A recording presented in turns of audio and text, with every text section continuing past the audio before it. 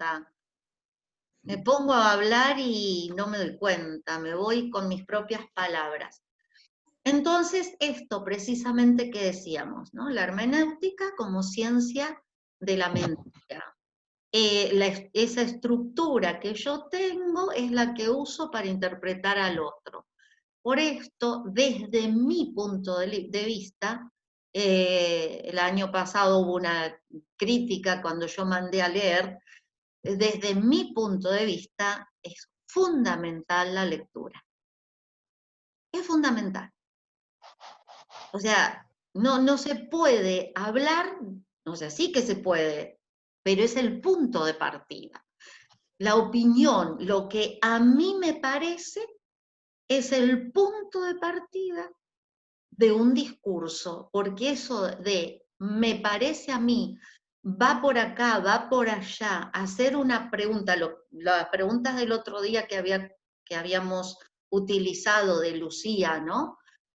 Ese es el punto de partida de la investigación. Ahí empieza la búsqueda.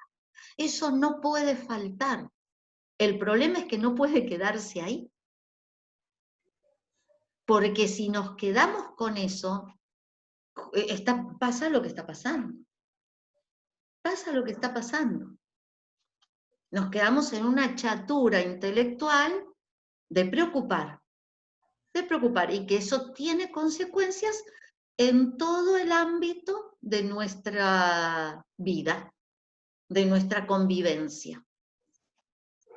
Entonces, ¿qué hace falta? Esa es otra de las cosas que yo critico. ¿Hace falta pasar por la facultad? No, no necesariamente. Lo que pasa es que la facultad, en algunos casos, no en todos, te da una posibilidad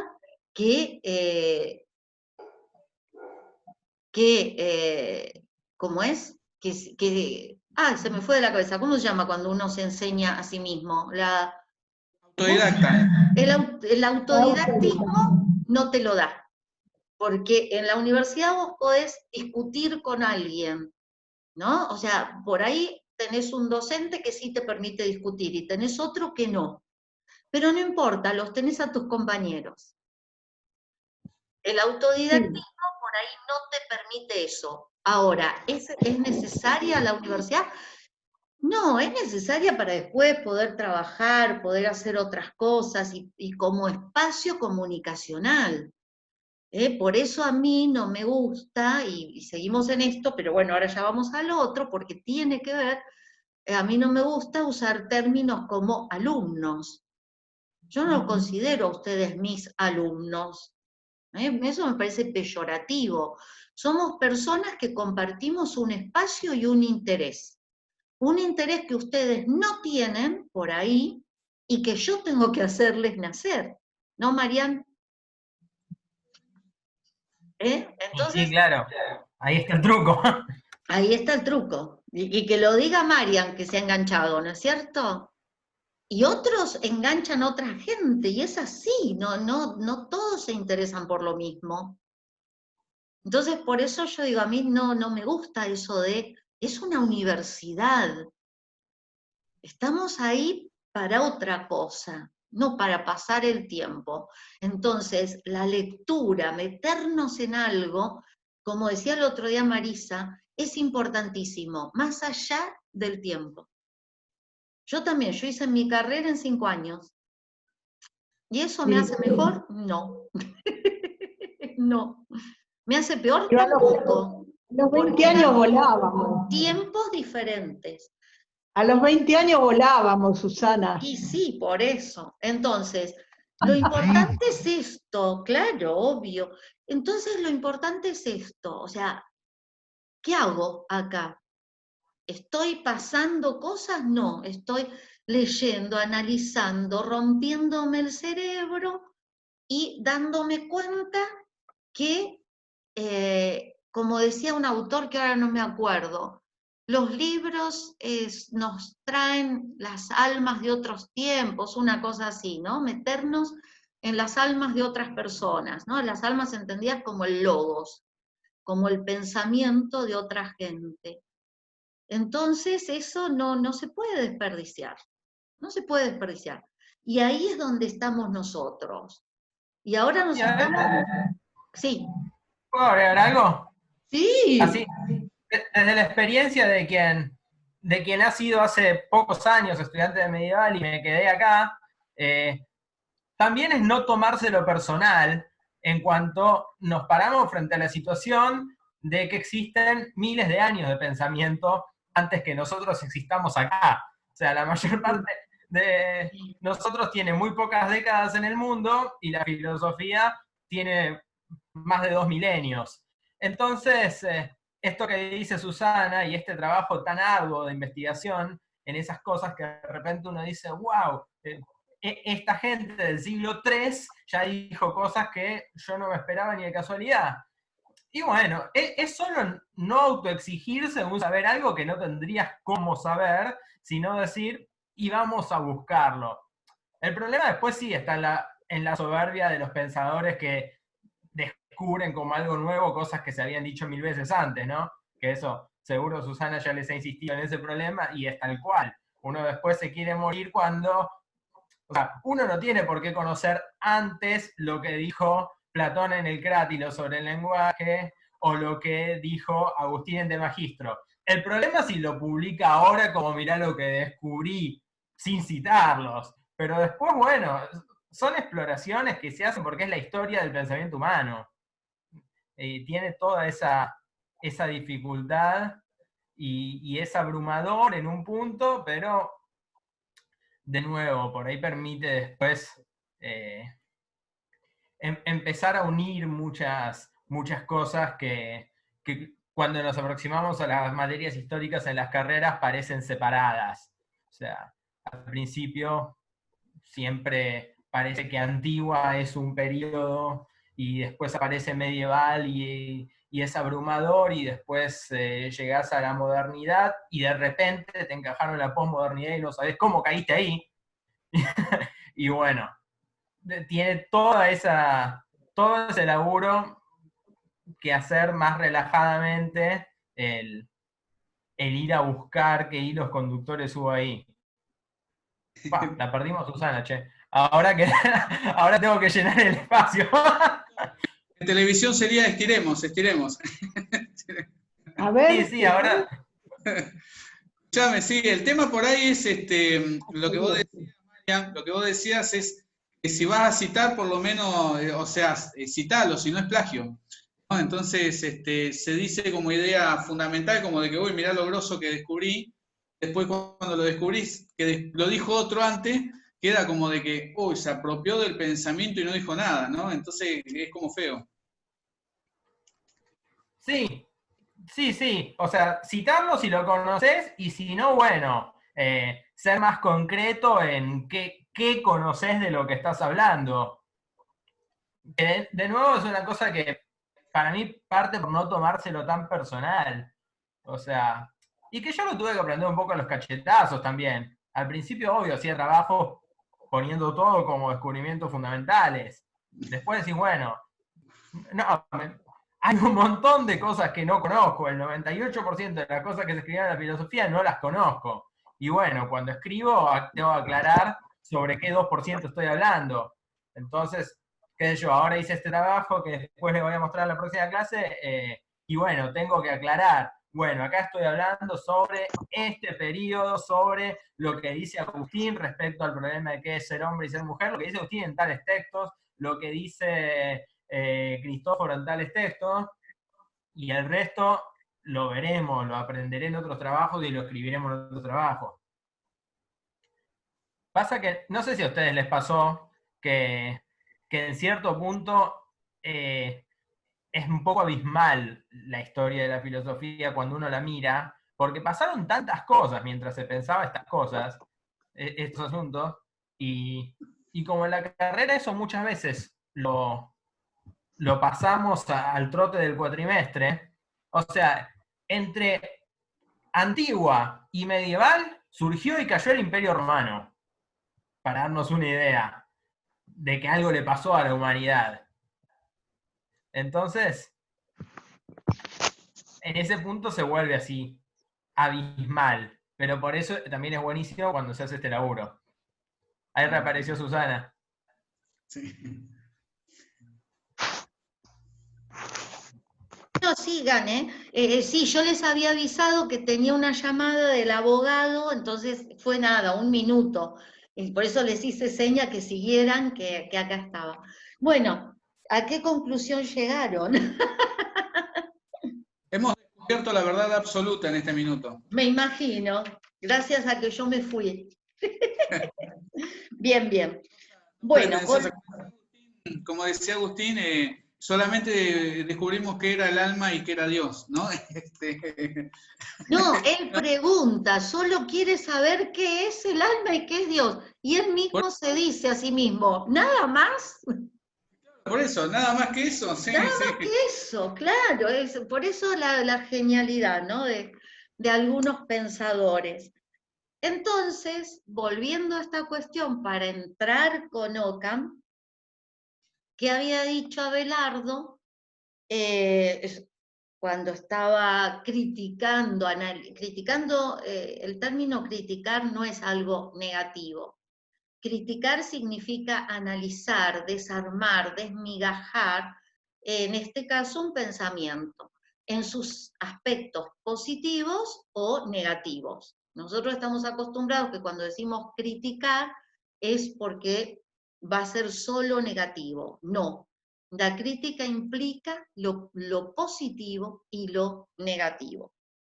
Entonces, en esa crítica a Porfirio, había dicho Abelardo que a partir de la significación del entendimiento, que sí, ¿qué es lo universal, no? Como este nombre rosa, cuando no existe ninguna de las rosas a las que es común, ¿no? Y esto del final, la universalidad que la cosa confiere a la voz, no la posee la misma voz en sí, pues la voz no tiene significación a causa de la cosa, y el nombre es considerado apelativo de acuerdo con la multitud de cosas, aunque no digamos que las cosas significan ni que sean apelativas. Entonces, está Marco. Entonces, recuerden estas dos citas, fundamental, o sea, todo tienen que leer, obvio, pero páginas 155 y 237 del libro de los universales. Vamos a trabajar con, miren cómo está, está destruido, ¿Qué está libro en es? tomos. El nombre de la rosa. Vamos a trabajar también con el nombre de la rosa, porque los ejemplos... Hola, ¿cómo están? Me metí más tarde, pero acá estoy. Soy Denise con el nombre de Valentina. Hola. Hola, yo te iba a Hola. decir, hola Valentina, hola Hola. Denise. Bien, entonces, vamos... acá tengo chat, que no lo había visto. Y no abre. Marco. Poner en crisis, en duda, ¿no? Sí, todo en crisis, mejor en crisis. O no, o en duda, como quieran. Vamos a trabajar el libro, no la película del nombre de la rosa, la película yo no la recomiendo, para ver los ejemplos precisamente de lo que Guillermo de Ockham está postulando. Pero antes de eso voy a compartir pantalla, espero poder, para que ustedes esto lo tienen, ¿sí? PDF, acá está, bien, qué bien, pensaba que no. Ustedes esto lo tienen en el blog. Entonces vamos a ver algunas cosas de Ockham. Todavía no está compartiendo, miren, está lentísimo. Vamos a ver algunas cuestiones importantes y después ustedes lo siguen leyendo, obviamente. A ver, ¿ahí estamos? Todavía no. A ver. ¿Ahora? Dice que has empezado la función, pero no la muestra. Ah, Ahí está, ahora sí. ¿sí? Bien. Entonces, los voy a minimizar a ustedes también, porque si no, no me deja ver la... Ahora sí, bien.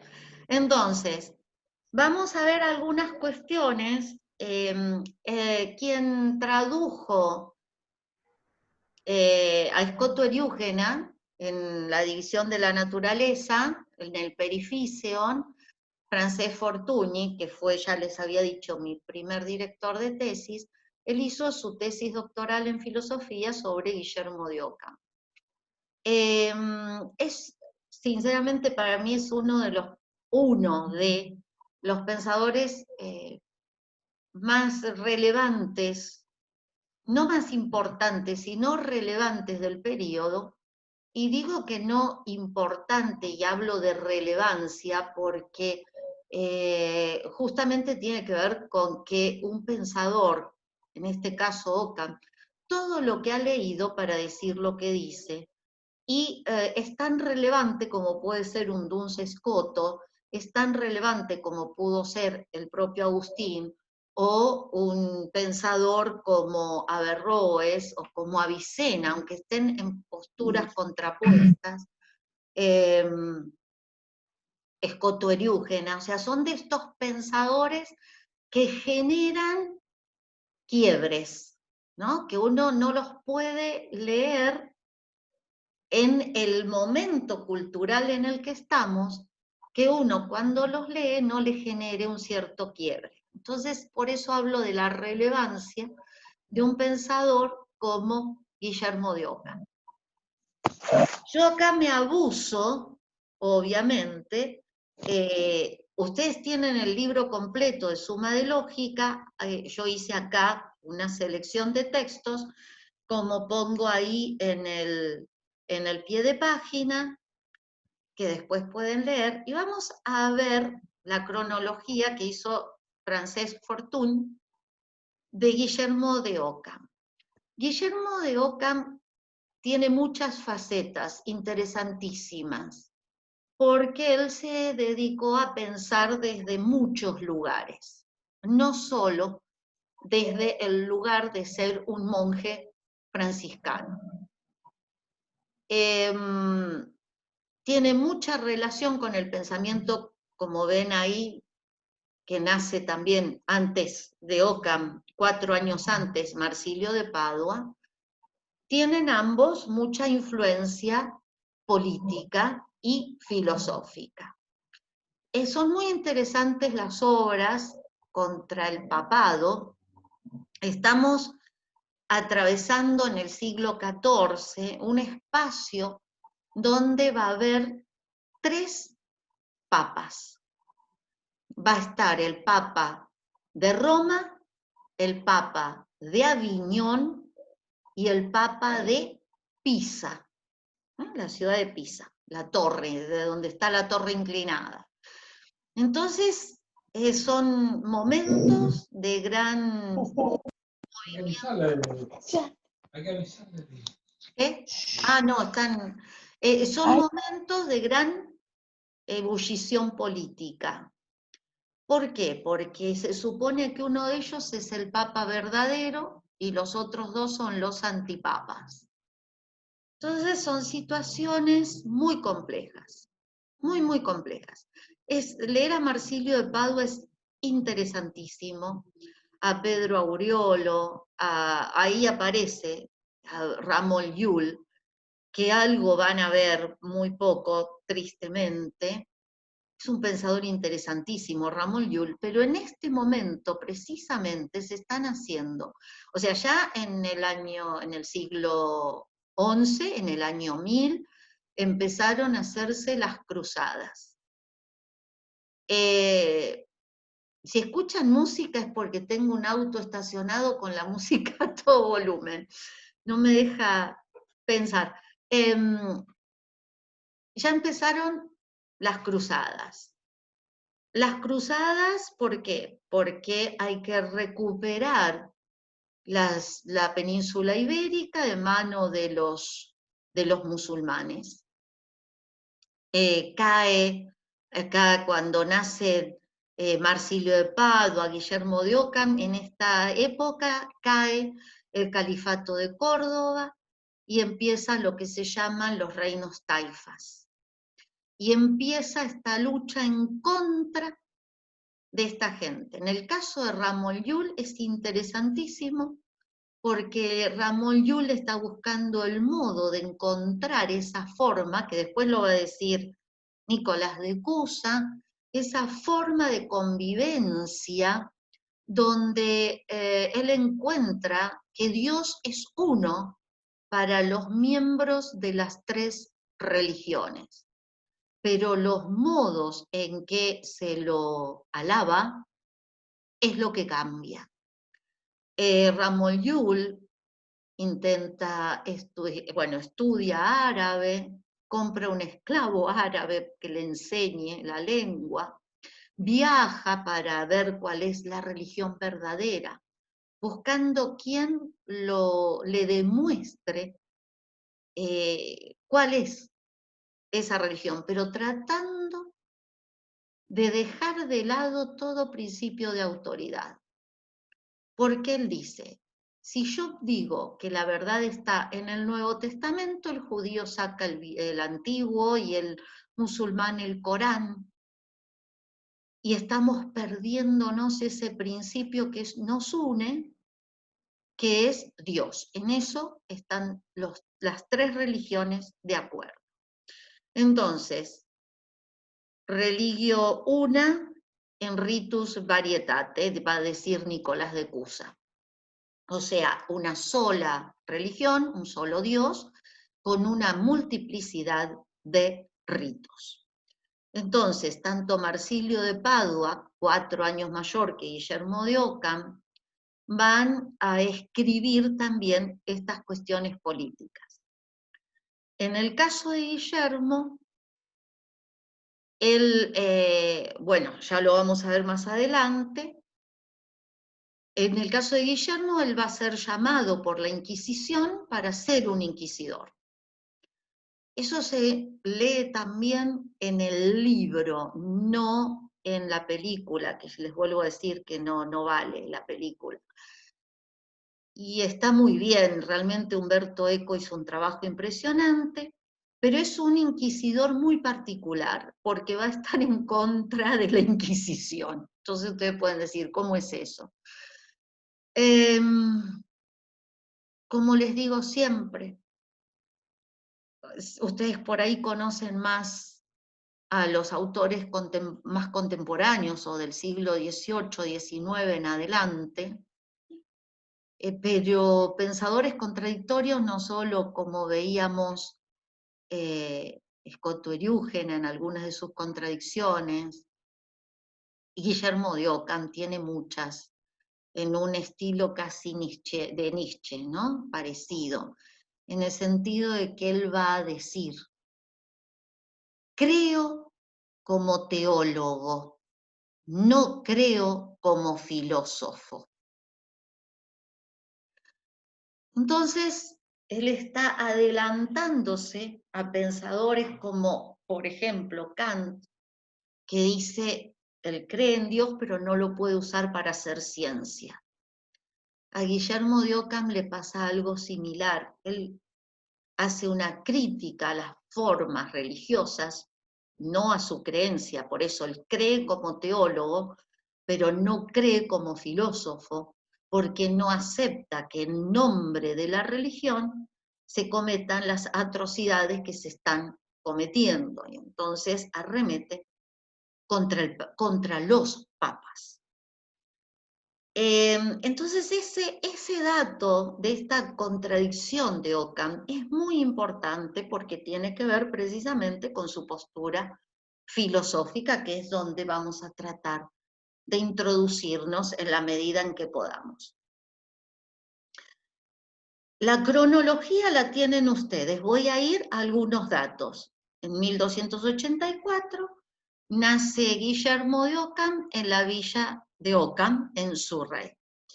Él pertenece, o sea, él va a ingresar, después vamos a verlo más adelante, en la escuela de Oxford. Oxford es importantísima porque justamente va a ser uno de los centros más importantes para, del pensamiento franciscano muy abierto en ese momento y centro del nominalismo. Entonces allí estudian personas como, por ejemplo, Hume, ¿no? O sea, tiene la escuela de Oxford. Es una escuela Oxford, es un centro importantísimo.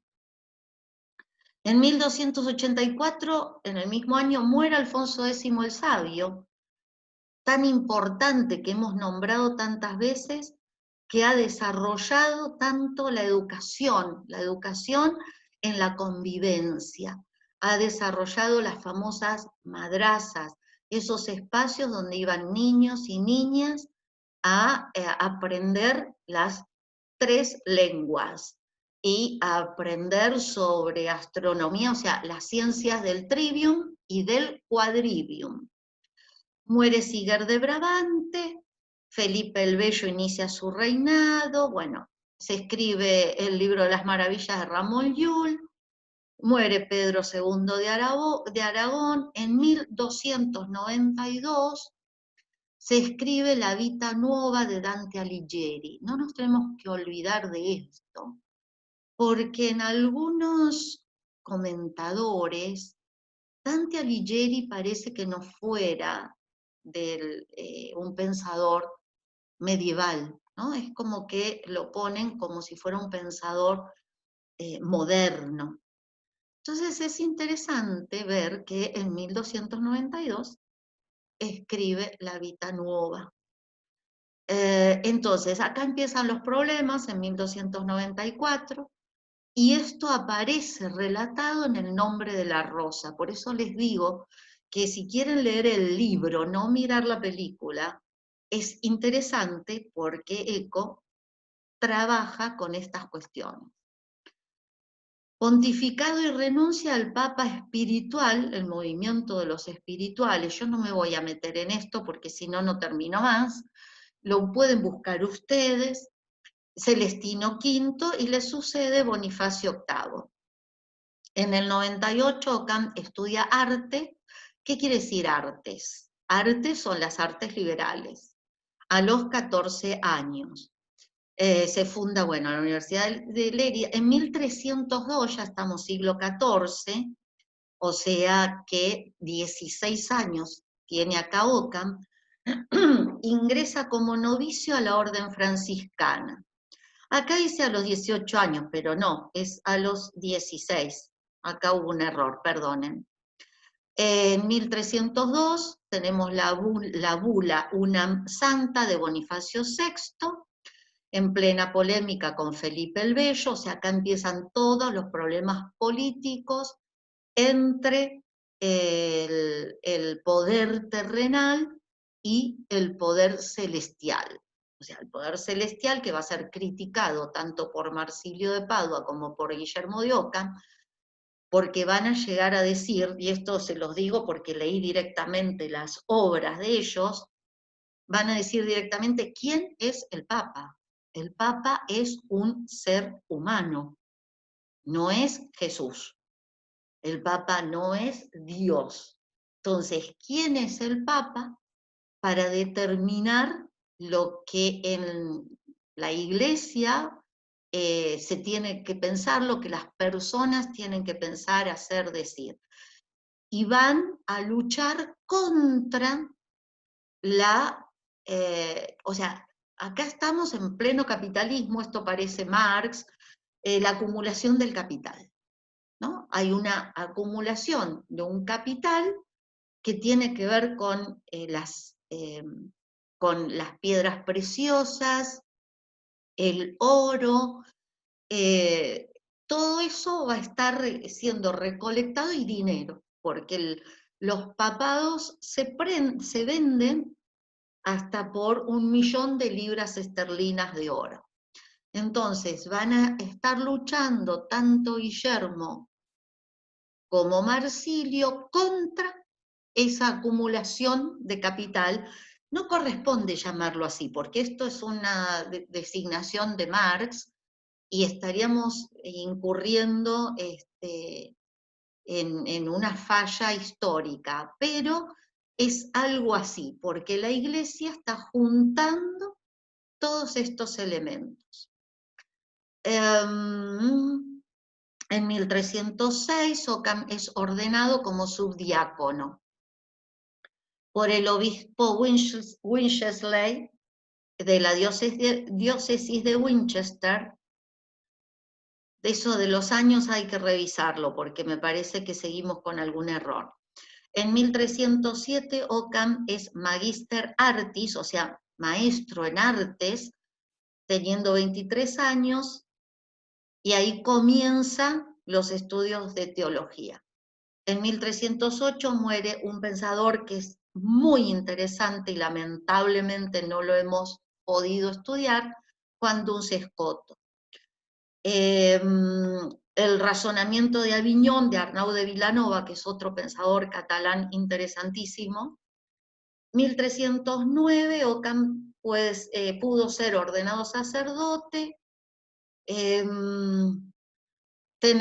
Volvemos a la cuestión de los concilios, el concilio de Viena, que condena a los espirituales, de los que habíamos hablado antes, y las doctrinas sobre el alma de Pedro de Juan Olivo, que es interesante, otro pensador interesante. Y fíjense qué dato, 1312, siglo XIV, Dante escribe El infierno.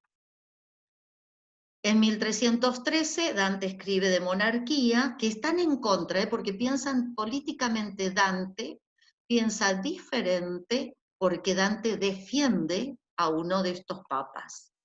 Nace Boccaccio, otro que es medieval, y bueno, de 1314 a 1320, los años de hambre, de pandemias y etcétera. La elección de Luis de Baviera, y esto es importante, Juan XXII condena absolutamente a los espirituales de Provenza, y Michele de Quésena, que aparece en El nombre de la rosa también como un amigo de Guillermo, es elegido general de la orden franciscana, y actúa también en contra de los espirituales condenados. Occam es bachiller en teología, escribe la Reportatio, esta es otra obra interesante, sobre las sentencias de Pedro Lombardo en Londres. Occam recibe licencia para confesar del obispo Dalderby, de la diócesis de Lincoln, de la cual dependía Oxford. Fíjense, surgimiento de las universidades, ya en 1080 la Universidad de Bolonia es la primera, 1318 la Universidad de Cambridge. El reconocimiento oficial, porque la universidad es 1208. Guillermo de Occam recibe licencia para confesar, enseñanza de Occam en al menos 2 estudios, que puede ser Londres o Oxford, no es todavía Magister Regens, tiene un enfrentamiento con Juan Luterel, que es con quien se va a enfrentar. Juan Luterel se va a enfrentar mucho con Occam y Occam con él, porque no va a permitir que Occam adquiera el título de Magister. Bien, acá tenemos la Lectio 1 de la física de Aristóteles, y recibe, o sea, y empieza con las objeciones hacia la enseñanza. Bueno, Agostino de Triunfo, Marsilio de Padua publica una obra excelente, si pueden léanla, que es esta que les comento, del Defensor Pacis, el Defensor de la Paz. Occam es llamado a Aviñón, o sea, a uno de los papados, para responder ante la Inquisición, porque la Inquisición condena al inquisidor por no haber querido Ockham inquisidir. No sé si se dice así. Entonces, Ockham es llamado a Aviñón para responder ante la Inquisición de las acusaciones de Juan Luterel. Llega seguramente a fines del verano, después de un curso normal en Inglaterra. Probable finalización de la Logica Mayor de Ockham en esta fecha. Primer informe de la Comisión Pontificia encargada de examinar una lista de 51 artículos extraídos de los comentarios a las sentencias que había escrito Ockham por justamente la acusación de Luterel. Segundo informe de la Comisión Pontificia, incluyendo acusaciones de herejía, o sea que el inquisidor es acusado de herejía. Todavía no hay una condena oficial. Bien, tenemos ya poco tiempo. Ockham huye de Aviñón en compañía de Michele de Quésena, su amigo, como decíamos antes, y Berengario de Bérgamo, Francesco de Ascoli y Enrique de Talheim, y embarca hacia Italia en el puerto de Aguas Mortas. Juan XXII excomulga a Ockham, o sea, Juan Luterel, por su huida. Sentencia de excomunión y deposición de sus cargos contra los restantes compañeros. Ockham y sus compañeros llegan a Pisa, que era el otro papado, después de desembarcar en Génova. Desde Pisa, Michele de Quésena publica la Appelatio Maior y los fugitivos residirán en Pisa junto al emperador hasta 1330. Se nos termina el tiempo, pero ya falta poquito.